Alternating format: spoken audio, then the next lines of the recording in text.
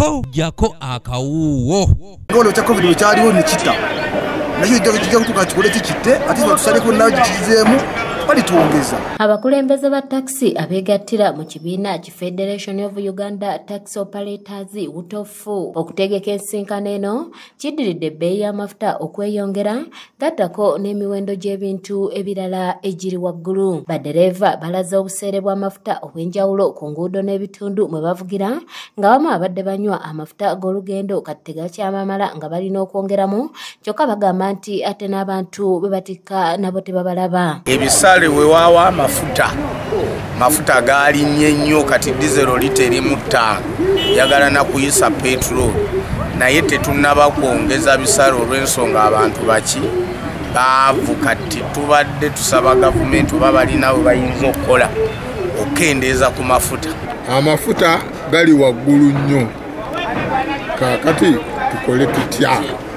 Abadereeva abamu n'emmoloka zibalemi agenda na nina wano eyagizizaayo nyini mmoloka ayagala emitwalo 8 naye mukazigenda tulema batuyita babbinga tetubbi wabo tunayongeza abantu tutambulira ku chat saa zigenda mu 10 mukazi bakati tetewa na 12 tunayongeze bali waggulu tebaliwo. Ssentebe wa Utofu Rashid Sekindi ategeezeza ng'abataxi we bongeddemu ensimbi mu ngendo ezimu ng'ez'ekibuga Kampala ziyite town service bongeddemu nusu 5 mayiro 2 bongeddemu nusu 10 ko n'enkumi 2 nga baakukoma ku 5,000. Mu mbeera eyo kitegeeza nti tukaanye ffenna tugenda kwongeramu ssente entono ennyo. Town service twongeremu ssente entono ennyo nusu nga 5. Engendo eziddako tuongereko nusu nga 10. Kyokka bano bakkiriziganyiza nti singa ebbeeyi y'amafuta enekako bagenda kussa ku bisale bye bongeddeko nga bwe gwali mu biseera by'ekirwadde ki COVID-19 nga kireeseewo omuggalo. Tukkiriziganya amafuta bwe gakka nga bwe twava mu lockdown nti twali tuseera abantu nga tutwala 2 naye bwe baatwongeramu omuntu ssente twazikola ki? Twazissa era tusooke tukole ki nga bwe twegayirira gavumenti naye beewo kyekola okulabika nti amafuta wakirigasigattirira awo. Kirabira Peter ngono y'emirimu gye agigakkalabiza mu paaka enkadde naye aliko byannyonnyodde. Gy'oli abalamu twakamala okulonda omukulembeze waffe ow'eggwanga bwe kituuka kufa abasaabaza abantu aba taxi n'okusingira ddala ku paaka enkadde ekolebwa ebitundu 7 ku 10 bya town service. Town service abasaabaze baggwawo amafuta aga petroli gayingidde mu 15,000 n'omusobyo ne dizero.